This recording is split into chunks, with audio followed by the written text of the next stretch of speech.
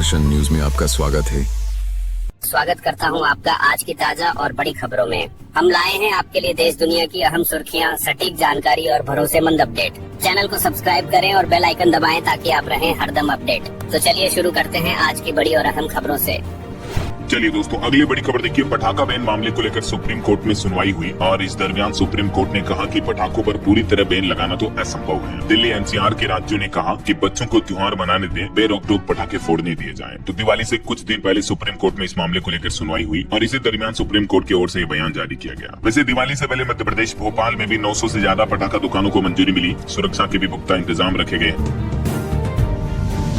और वहीं supreme court ने एक और फैसला सुनाया। देखिए, सुप्रीम कोर्ट बोला कि व्हाट्सएप क्यों, आप स्वदेशी सोशल ऐप अपनाएं। सोशल मीडिया अकाउंट्स को सस्पेंड और ब्लॉक करने के नियम बनाने की मांग वाली याचिका पर सुनवाई करते हुए सुप्रीम कोर्ट ने ये कहा। वैसे इस याचिका को तो खारिज कर दिया। बाकी सुप्रीम कोर्ट ने कहा कि स्वदेशी सोशल ऐप अपनाएं ना, इनको बैन करने की क्या जरूरत है। और खबर देखिए, देश की सबसे अमीर महिला बनी सावित्री जिंदल। फोर्ब्स इंडिया की सूची जारी हुई जिसमें अंबानी अडानी के बाद इनका तीसरा नंबर है और ये सबसे रिचेस्ट फीमेल भी है। 6 महीने में इनकी संपत्ति $4 बिलियन से ज्यादा बढ़ी है। वैसे इंडिया रिचेस्ट लिस्ट की रिपोर्ट मैंने आपको बताई थी कि देश के टॉप 100 अमीरों की संपत्ति इस साल लगभग 9% तक घटी है। खुद अंबानी की दौलत भी 12% तक घटी। मार्केट में जो गिरावट देखने को मिली टैरिफ वगैरह की वजह से, तो इस वजह से ये बड़े बड़े उद्योगपतियों की संपत्ति में गिरावट देखने को मिली है। और वही खबर देखिए, एयर इंडिया के बोइंग 787 ग्राउंड करने की मांग की जा रही है। फेडरेशन ऑफ इंडियन पायलट्स ने डीजीसीए से इनकी ऑडिट करने को कहा। गुजरात के अहमदाबाद में जो हादसा हुआ था वो भी इसी बोइंग 787 ड्रीमलाइनर विमान से हुआ था। तो अब इन विमानों को बंद करने, रोक लगाने की मांग की गई है।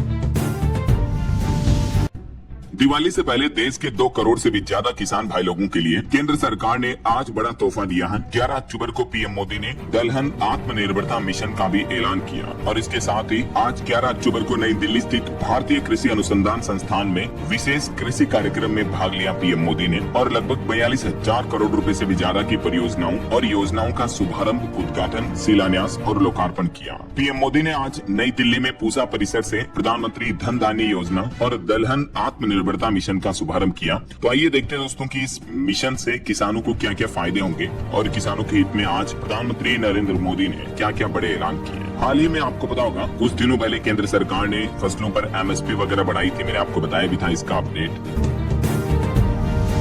पर इसी महीने अक्टूबर में ही केंद्र सरकार ने किसानों को ये तोहफा दिया था। लगभग 6 फसलों का न्यूनतम समर्थन मूल्य बढ़ाया था। राइट, उनमें से कौन कौन सी फसलें आप देख सकते हैं। गेहूं, जौ, चना, मसूर, सरसों, सूरजमुखी वगैरह। इन सभी फसलों की पुरानी एमएसपी ये थी और इनमें लगभग 150 से 200-300 रुपए तक की भी बढ़ोतरी की गई है अलग अलग फसलों में।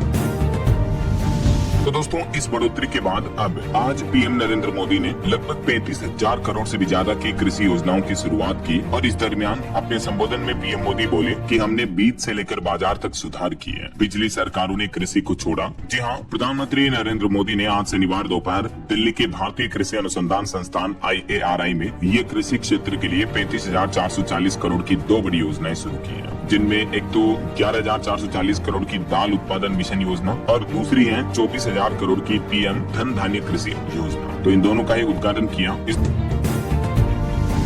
में कुछ बड़ी बातें भी कही, जैसे हमारा देश आज दूध उत्पादन के मामले में नंबर 1 बन चुका है। भारत दुनिया में दूध प्रोडक्शन में पहले नंबर पर बन चुका है। वहीं दुनिया का दूसरा सबसे बड़ा मछली उत्पादक देश भी है हमारा देश भारत। 2014 के मुकाबले शहद का उत्पादन भी दुगुना हुआ है। अंडे का प्रोडक्शन भी पिछले 11 सालों में भारत में दुगुना हुआ है और पिछले 11 सालों में भारत का कृषि निर्यात यानी फार्मिंग एक्सपोर्ट भी लगभग बढ़कर दुगुना हो गया है। अन्न उत्पादन में लगभग 90 मिलियन मीट्रिक टन की बढ़ोतरी हुई है। फल और सब्जियों का उत्पादन भी बढ़ा है। तो ये कृषि के क्षेत्र से जुड़ी कुछ उपलब्धियां बताई पीएम मोदी ने पहले तो।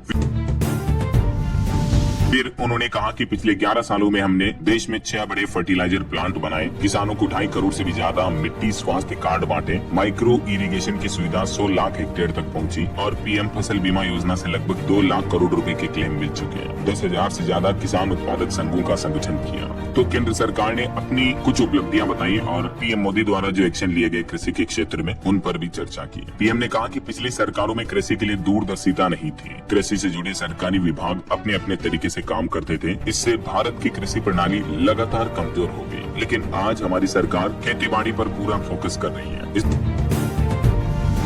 इस दरमियान पीएम मोदी ने किसानों से भी चर्चाएं की, ये कुछ तस्वीरें आप देख सकते हैं। और इसी दरमियान पीएम मोदी ने जो ये 2 बड़ी योजनाओं का उद्घाटन किया, लगभग 35,500 करोड़ की, जो अलग अलग योजनाएं, एक 11,500 करोड़ की और एक 24,000 करोड़ की। तो इन दोनों योजनाओं से किसानों को क्या फायदा होगा, सबसे पहले तो समझिए आप पीएम धन धान्य कृषि योजना का उद्देश्य क्या है। इस योजना का मकसद है किसान भाई लोग एक ही फसल पर निर्भर नहीं रहेंगे, टिकाऊ खेती को बढ़ावा मिलेगा, हर स्तर पर फसल भंडारण की सुविधा मिलेगी, बेहतर सिंचाई की व्यवस्था होगी और किसानों को आसानी से लोन भी दिया जाएगा। कुल मिलाकर मेन मकसद ये है कि किसानों की खेती की पैदावार बढ़ाना। वहीं 5450 करोड़ रुपए की लागत वाली कुछ अन्य परियोजनाएं भी शुरू की पीएम मोदी ने। कृत्रिम गर्भाधान प्रशिक्षण केंद्र शुरू हुआ कर्नाटक के बंगलुरु और जम्मू कश्मीर में। उत्कृष्टता केंद्र का उद्घाटन किया अमरेली बनास में। IVF लैब की शुरुआत की असम गोकुल मिशन के तहत। मिल्क पाउडर प्लांट का उद्घाटन किया महसाणा, इंदौर और भीलवाड़ा में। और फिश फीड प्लांट का उद्घाटन किया तेजपुर के अंदर। और मत्स्य संपदा योजना के तहत उद्घाटन रहा। वहीं पीएम मोदी ने आंध्र प्रदेश में इंटीग्रेटेड कोल्ड चेन और वैल्यू एडिशन की सुविधाएं वाले 815 करोड़ के प्रोजेक्ट की भी नींव रखी। इस दरमियान केंद्रीय कृषि मंत्री शिवराज सिंह चौहान बोले कि हमारा मकसद है किसानों को सही मूल्य मिले।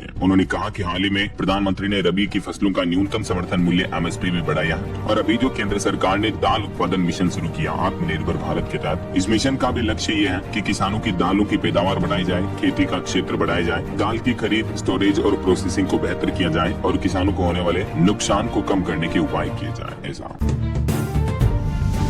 कुल ऑल ओवर लगभग 42,000 करोड़ रुपए की अलग अलग कृषि योजनाएं लॉन्च की आज पीएम मोदी ने। और इन सभी योजनाओं का कोर लक्ष्य जो है, मूल लक्ष्य वो यही है कि किसानों की आय बढ़ाई जाए। इस दलहन आत्मनिर्भरता मिशन का मकसद है देश को दालों के क्षेत्र में आत्मनिर्भर बनाना है। इस मिशन की शुरुआत से पहले केंद्रीय कृषि मंत्री शिवराज सिंह चौहान ने प्रेस कॉन्फ्रेंस में इसकी पूरी जानकारी भी दी। तो कहने का मतलब ये है कि इस योजना के तहत जैसे तुअर, उड़द, मसूर जैसी प्रमुख दालों का उत्पादन बढ़ाया जाएगा ताकि किसानों को उनकी उपज का सही दाम मिल सके। और अगले 4 सालों तक किसानों को पूरी 100% फसल को न्यूनतम समर्थन मूल्य यानी MSP पर खरीदा जाएगा। इसके लिए भी सरकार ने 11,440 करोड़ रुपए का बजट तय किया है। साथ ही 47,000 करोड़ रुपए की दाल का आयात किया जाएगा, जिससे देश की बढ़ती मांग को पूरा किया जा सके और किसानों को बेहतर दाम मिल सके। इस योजना से देश के 2 करोड़ से भी ज्यादा किसानों को सीधा लाभ मिलने वाला। वहीं सरकार का कहना है कि जल्द ही MSP पर 100% खरीद और ग्लोबल मॉनिटरिंग की व्यवस्था भी की जाएगी, जिससे हमारे देश में पर्यावरण और किसानों को दोनों को लाभ मिलेगा। इस नए मिशन पर भी केंद्र सरकार अब काम कर रही है। तो ये आज पीएम मोदी के कुछ कृषि योजनाओं के उद्घाटन के दौरान बड़े ऐलान रहे और ये कुछ प्रमुख कृषि योजनाएं रही। उम्मीद है आपको जरूर जानकारी मिली होगी। वैसे दोस्तों, आप कौन से राज्य में रहते हैं और आपके राज्य का नाम मुझे नीचे कमेंट करके बताइएगा जरूर, ताकि मैं आपके राज्य इस वीडियो को लाइक और शेयर कर